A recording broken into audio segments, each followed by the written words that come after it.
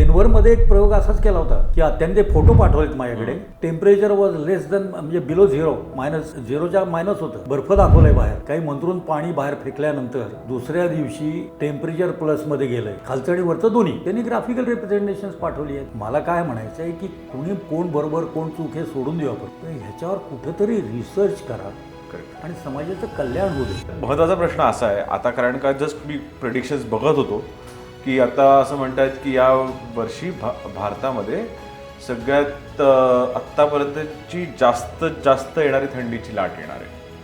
तर हे कितपत खरं आहे जे प्रेडिक्शन आहे.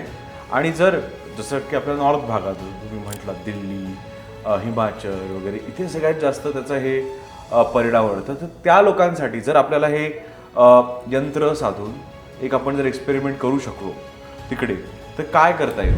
एक्सपेरिमेंट करायला प्रॉब्लेम काहीच नाही आहे. हां, म्हणतो मी म्हटलं ना, डेन्व्हरचं जे मी तुम्हाला सांगितलं आता की जे म्हणजे मॅक्झिमम मिनिमम सगळं झिरोच्या खाली होतं, बरोबर. ते मंत्रून पाणी टाकल्यानंतर ते पॉझिटिव्हमध्ये गेलं, दोन्ही प्लसमध्ये आलं.